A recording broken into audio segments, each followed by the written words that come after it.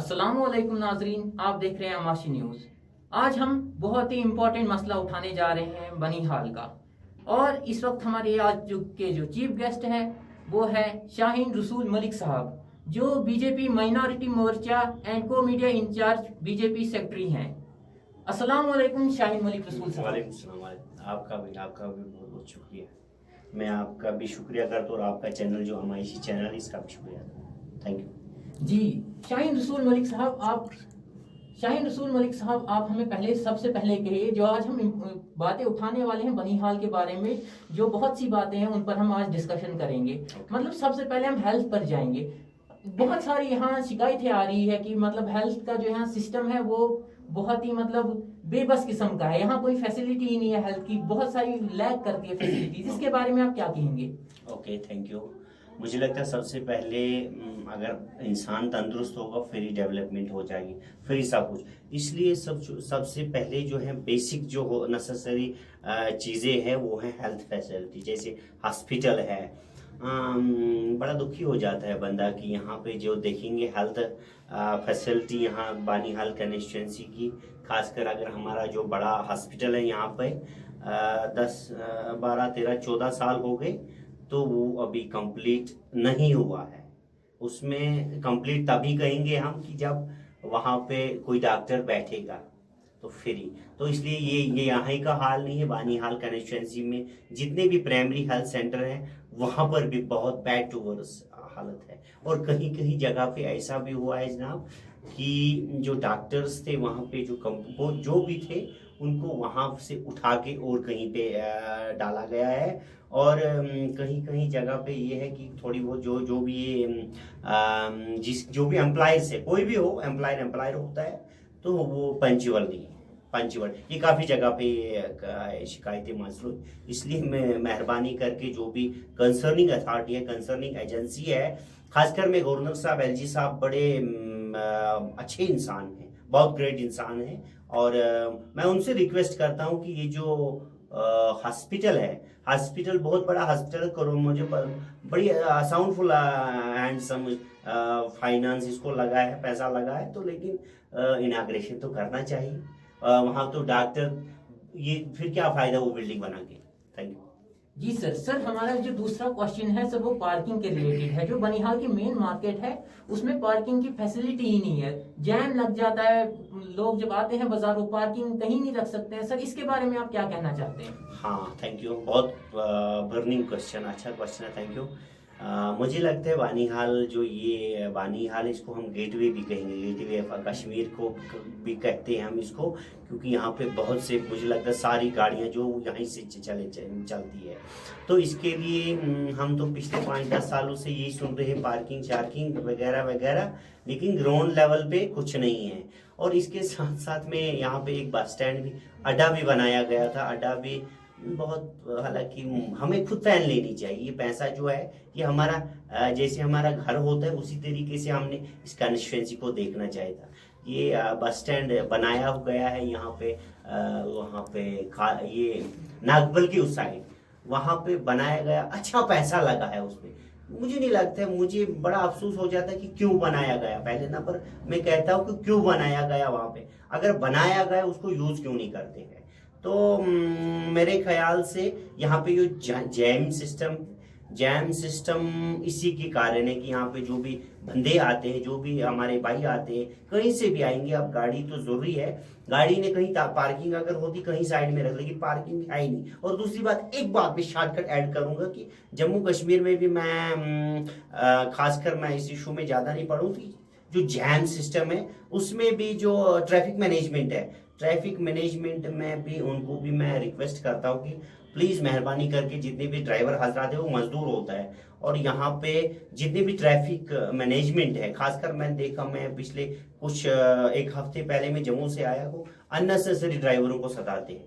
तो खासकर वो छोटे दर्जे के हमारे छोटे भाई समझो, तो बड़े अफसर तो बड़े माशाल्लाह अच्छा होते हैं। तो मैं ये कहना चाहता हूँ कि मेहरबानी करके सताया नहीं। और खासकर जो बाहर के ड्राइवर है, हरियाणा आउट ऑफ स्टेट के ड्राइवर है, वो हमारे मेहमान हैं, तो उनको ज्यादा मुझे कुछ ड्राइवर हजरात ने मुझे कहा कि हमें बड़ा सताते हैं, बाहर के लखनपुर के बाहर, ये नहीं होना चाहिए।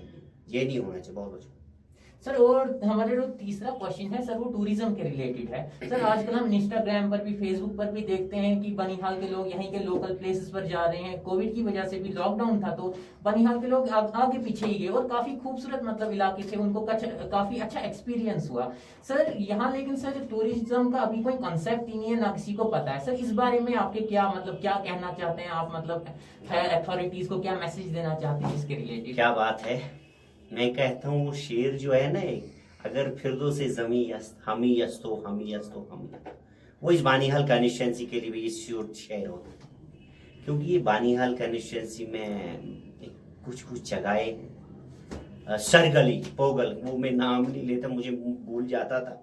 मैं कहता हूँ वहाँ पे अगर जाएंगे ना, वादी नील है, महू मंगित है, चमलवास है, इतना नेचुरल ब्यूटी है क्या बताऊं आपको ना। मुझे नहीं लगता, मुझे बड़ा अफसोस होता है कि शायद यहाँ के हम लोग लीडर हजरात जो भी है, हमारा काम तो बनता है कि यहाँ के जो भी रिप्रेजेंटेटिव है यहाँ बड़े बड़े, उनको ये बात पहुंचानी चाहिए थी हाईकमान की। यहाँ पे पहले नंबर यहाँ बानीहाल में बानीहाल डेवलपमेंटल अथॉरिटी होनी चाहिए। इसके बारे में एक डीपीआर भी बननी चाहिए और यहाँ की तरफ तवज्जो ये जरूरी है। और मैं कहता हूँ अगर ये बना ना, भूल जाएंगे, ये रियली कह रहा हूँ कि मैं ये भूल जाएंगे कश्मीर जाना।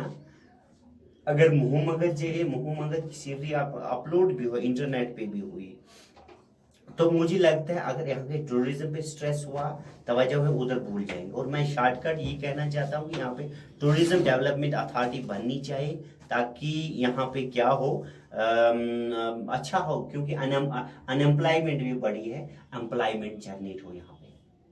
सर और सर अब आप इन कंक्लूजन क्या कहना चाहते हैं? क्या जो ये लूप होल्स है बनिहाल के हमारी कॉन्स्टिट्यूएंसी के, इसके बारे में क्या हमें कोई रिजल्ट, प्रैक्टिकल रिजल्ट देखने को मिलेगा या कुछ नहीं? इसके बारे में आप क्या बोलना चाहते हैं? नहीं मिलेगा, चल भी रहा है, लेकिन ये कलेक्टिवली एफर्ट है, सबने ये मिलके करना चाहिए था।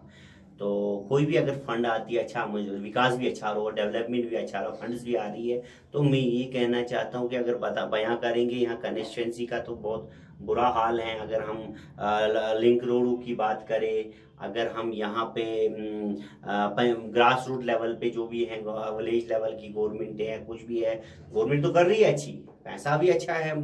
जैसे कि पहले अगर कॉन्स्टिट्यूंसी में फंड आता था, आज वो पंचायतों में आ रहा। मुझे लग 14 FC में 50-50 लाख रुपया लगा है। और हम शुक्रिया अदा करते हैं कि ये जो बैक टू विलेज प्रोग्राम आया है, तो इसमें थोड़ा बहुत हुआ, कुछ कमी पेशी। मैं अपने एरिया की बात करूं, वहां पर भी काफ़ी जो फंड्स है लैप्स हुए, उसमें भी ये तो कसूर नहीं है उनको, ये तो हम नहीं करना। अगर हम मेरी पंचायत में अगर पैसा आ गया, बैक टू विलेज फर्स्ट का आ गया, अगर वो लैप्स कराया, वो तो उनकी तो नहीं है। अगर फर्स्ट पहली सीढ़ी की पहले ही स्टेप अगर ठीक होती है तो मैं गिला करता हूँ। और मुझे लगता है उनको जो भी कंसर्निंग अथॉरिटियाँ, एजेंसियाँ, उन्होंने 2-4 लाख रुपए लैप्स कराए।